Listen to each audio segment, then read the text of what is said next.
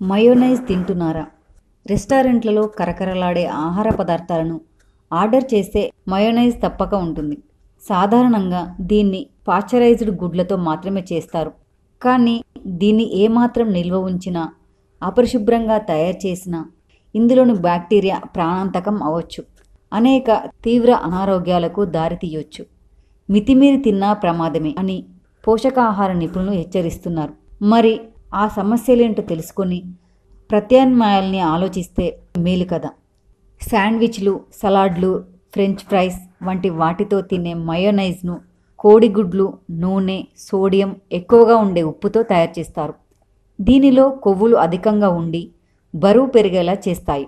మయోనైజ్ను vegetable ఆయిల్స్తో తయారు చేయడం వల్ల ఇందులో సాచురేటెడ్ ట్రాన్స్ ఫ్యాట్లు ఎక్కువగా ఉంటాయి. ఇవి గుండె సంబంధిత వ్యాధుల ప్రమాదాన్ని పెంచుతాయి. మార్కెట్లో రెడీమేడ్గా దొరికే మయోనైజ్ డిప్స్ని నిల్వ ఉంచడానికి రసాయనాలను ఎక్కువగా వాడుతూ ఉంటారు. వీటిని తరచూ తినడం వల్ల దీర్ఘకాలంలో జీర్ణ ప్రక్రియపై ప్రతికూల ప్రభావం చూపిస్తాయి. ముఖ్యంగా చిన్నపిల్లలు, గర్భిణీల్లో అరుగుదలను తగ్గిస్తాయి. అధికంగా మయోనైజ్ని తీసుకుంటే రక్తంలో చక్కెర నిల్వలు పెరుగుతాయి. చక్కెర వ్యాధి బారిన పడే ముప్పు ఎక్కువేనట. మరి దీనికి ప్రత్యామ్నాయంగా ఇలా చేసుకుని తినవచ్చు. Plain mayonnaise. గుప్పెడు జీడిపప్పును తీసుకొని పావు గంట నాననివ్వాలి. దీనిలో 3 వెల్లుల్లి రెబ్బలు, table spoon Apple cider vinegar, పావు చెంచా మిరియాల పొడి, కొద్దిగా నీళ్లు, రుచికి సరిపడా ఉప్పు వేసి మిక్సీ వేస్తే సరే. కరకరలాడే స్నాక్స్తో భలే రుచిగా ఉంటుంది. Mint mayonnaise. గుప్పెడు చొప్పున పుదీనా ఆకులు, నానబెట్టిన జీడిపప్పు తీసుకోవాలి.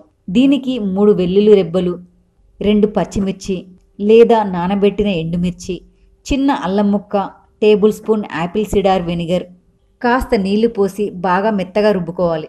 ఈ మింట్ మయోనైజ్ రుచితో పాటు ఆరోగ్యం కూడా.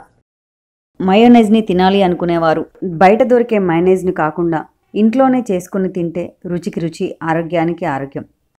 ఈ వీడియో కేవలం మీకు అవగాహన కోసం మాత్రమే. దీనిని వైద్య సలహాగా మాత్రం భావించకూడదు. ఈ వీడియో నచ్చినట్లయితే లైక్ చేయండి, అలాగే షేర్ చేయండి. మరిన్ని మంచి వీడియోస్ కోసం మా ఛానల్ని సబ్స్క్రైబ్ చేయడం మాత్రం మర్చిపోవద్దు.